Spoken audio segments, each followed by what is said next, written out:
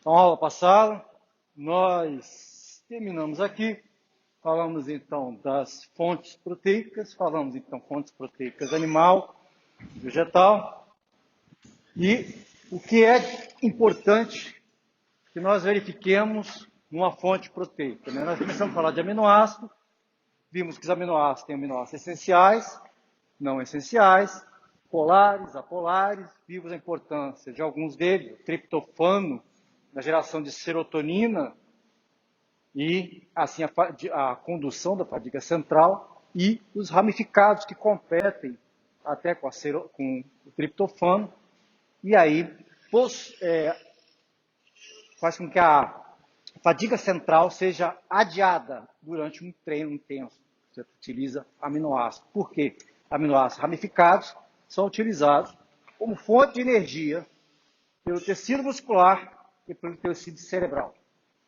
Agora, serotonina, coisa que eu não falei na aula passada, a serotonina, ela é precursora, além dela dar o bom humor, fazer com que descansemos bem, ela é precursora do hormônio de crescimento. E o hormônio de crescimento é um hormônio o quê? Anabólico. Então, uma boa estratégia nutricional seria o quê? Você se alimentar durante o dia, logo que você acorda, fontes proteicas ricas em aminoácidos ramificados, e durante a noite, você vai dormir, fontes proteicas ricas em triptofano. Uma fonte proteica rica em triptofano é o grão de bico. O grão de bico tem um alto teor de triptofano. Então, quando nós estamos pensando em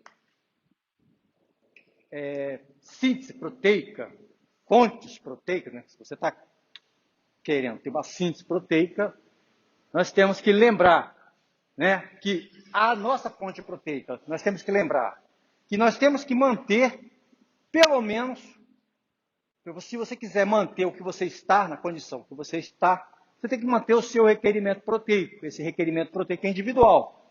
Normalmente, para um homem sedentário, sem muita atividade física, é 0,8 gramas por quilograma de massa corpórea por dia. Por dia. E para a mulher, 0,6 gramas por quilograma por dia. Mas aí, são 0,8 gramas de proteína completa. Só que aí, então, nós temos que corrigir essa quantidade que nós vamos comer, ingerir de nutriente, de fonte proteica, pelo valor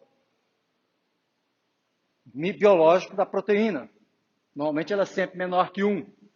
Pelo teor de proteína naquele nutriente e pela digestibilidade. Logo, você tem que ingerir muito mais do que isso. Você vai pegar a quantidade que você tem de proteína verdadeira, vai dividir pelo teor, dividir pela digestibilidade e dividir pela valor biológico.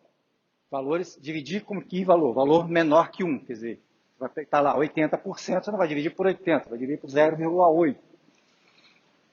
Digestibilidade de 50%, você vai dividir por 0,5. E aí você vai ter o valor, a quantidade daquele nutriente que você tem que ingerir. Né? E aí o que sempre temos que fazer, então? Né? Quando você procura um nutricionista para passar uma dieta para você, uma dieta proteica, digamos assim, que você queira ganhar massa muscular, né? Ela vai passar uma dieta a qual, durante o dia, você tem diferentes fontes proteicas, de maneira que você consiga atingir aquele requerimento proteico de proteína verdadeira. Porque, como eu disse, somente ovo e whey são as fontes proteicas que te dão 100% de proteína. Né? O ovo tem uma digestibilidade próxima de 100%, de 1, e o whey tem um valor biológico superior a 1 e uma digestibilidade próxima de 1, principalmente aquele whey concentrado e hidrolisado. E aí, então, chegamos aqui, por fim, né? Terminamos aqui. Você pode escolher a sua fonte proteica. Entretanto, vamos falar algo mais, né? Vamos agora falar, então, de balanço de nitrogênio. Nós voltaremos a esse assunto, balanço de nitrogênio, lá mais para o final do curso, quando vocês já tiverem visto metabolismo, porque é importante que vocês tenham um entendimento de metabolismo. Mas existem apenas uma situação em que você tem balanço positivo de nitrogênio, ou seja, a quantidade de nitrogênio que você ingere é maior do que aquela que você excreta. Nitrogênio nós ingerimos na forma de aminoácidos nas nossas fontes proteicas, nossos alimentos proteicos.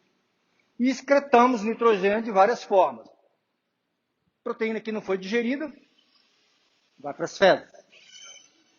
Aminoácidos que foram degradados, e aí você vai excretar o nitrogênio na forma de ureia, de amônia.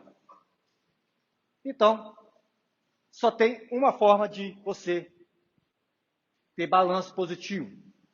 É quando a proteína dietética, a sua proteína da dieta, ela fornece aminoácidos suficientes para que haja biossíntese proteica. E quando é que há biossíntese proteica? Quando há um estímulo, seja hormonal, seja através da atividade física. Então, temos aqui, crescimento, nós temos os hormônios de crescimento. Gravidez, lactação, está produzindo leite, e recuperação de estresse metabólico. Bem, recuperação de estresse metabólico é quando você impõe, então, o seu organismo a uma condição de estresse, principalmente em situações em que envolve um metabolismo intenso de catabolismo, de geração de energia. Quais são essas situações? Exercício intenso e dietas restritivas, dietas que restringem carboidratos. Toda vez então que você faz uma dieta restritiva de carboidrato, você está impondo um estresse metabólico no corpo. Quer dizer, então, que você está... Aqui, estresse metabólico, está aqui embaixo, Toda vez que você impõe o estresse metabólico, olha o que acontece. Proteínas do teciduais são degradadas para gerar o quê? Onde está a setinha gorda aqui?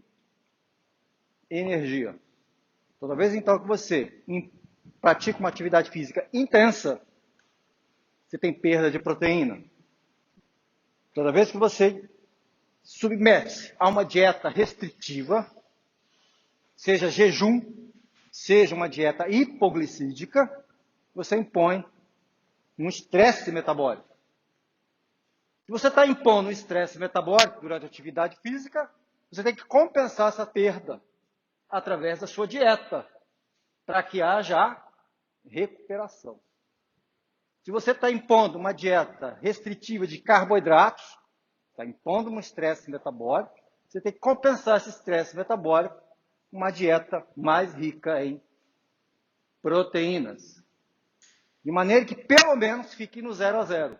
Senão você vai ter perda de massa proteica. E onde é que nós temos mais massa proteica? Músculo. Correto? Para perder massa muscular.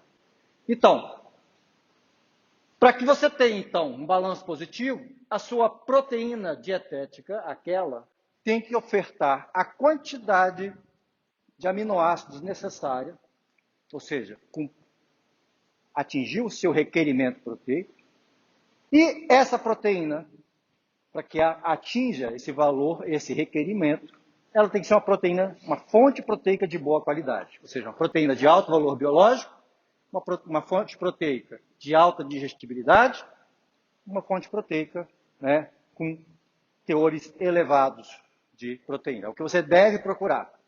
Se sua fonte proteica não encaixa nesses detalhes, você tem que procurar fazer aquele cálculo, então, de quanto de alimento você deve ingerir para que atinja essa quantidade de proteína de valor 100 que você precisa para que então haja síntese proteica líquida, ou seja, balanço de nitrogênio positivo. Ok? Não cumprindo isso, você entra nos negativos. Ou seja, então você está fazendo um exercício físico intenso, está impondo estresse metabólico. Proteínas estão sendo mobilizadas para gerar energia. E aí, então, você tem, durante a atividade física, um balanço negativo. Você vai para casa, se alimenta e repousa, você tem um positivo. Se o seu positivo for maior que o negativo, o líquido é positivo, certo? Perdeu 2, ganhou 3, saldo 1. Só que se você for para academia, malha pra caramba, perde 3, chega em casa, se alimenta de maneira inadequada, ganha só 2, qual o saldo? Menos 1, você está no prejuízo, está perdendo. Outra condição. Aqui não necessariamente o indivíduo fez alguma atividade física. Simplesmente o indivíduo não se alimenta adequadamente. O indivíduo não ingere proteínas na quantidade suficiente. Tá? Mesmo que não esteja fazendo atividade física nenhuma.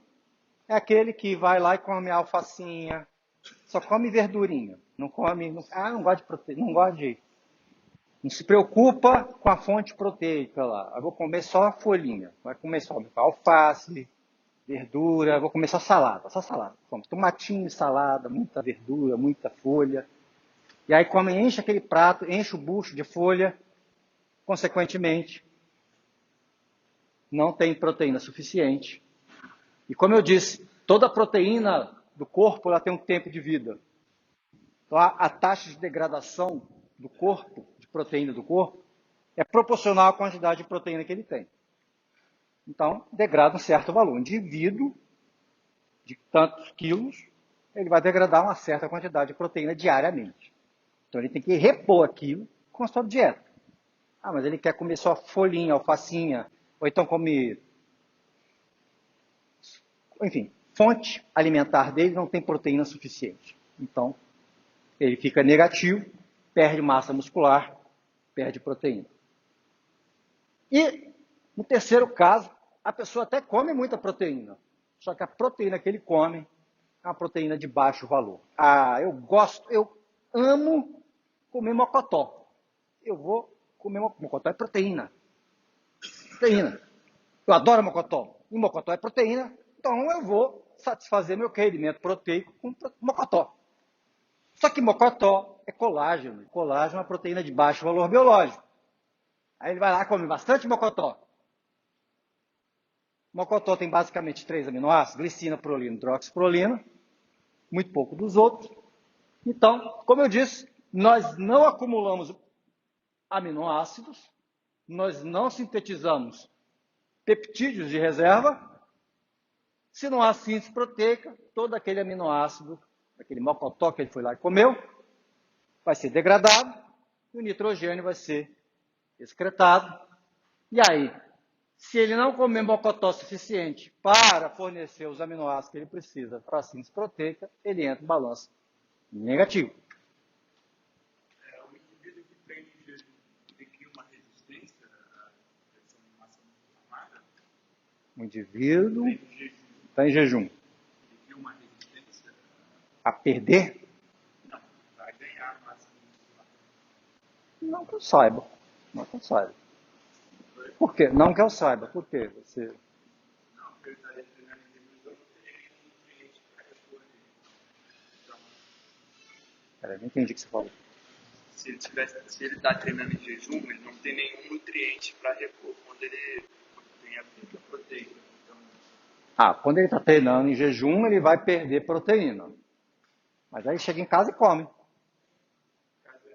só se ele não treina, Se ele não comer, não se alimentar, ele vai ficar no negativo. Se ele chegar em casa e repor, ele vai entrar no período de recuperação. Tá? Agora, treinar em jejum, treinar alimentado, tem toda uma discussão na literatura. Eu realmente não tenho muita convicção de quem é melhor que quem não. Uns dizem uma coisa, outros dizem outra, uns dizem que não tem diferença, outros dizem então. Eu acho que treinar em jejum tem um certo perigo você entrar em hipoglicemia e aí acabar desmaiando. Agora, também alimentar-se e logo fazer exercício, você aumenta o teor de glicose no sangue e estimula o consumo de glicose rapidamente. E aí, seu objetivo é perder massa adiposa, lipídio, você estimula o uso de glicose e reprime, né? Diminui o uso de lipídios. Então, além do cara, tem o desconforto. Né? Eu particularmente, se eu for fazer ginástica com a barriga meio cheia, eu tenho um desconforto muito grande, dá vontade de vomitar, me dá uma azia louca. Hã? Por aí. Por aí. No meu caso, eu tenho que ingerir 2 ou 3 horas por conta do desconforto que eu sinto. Cara, algo mais?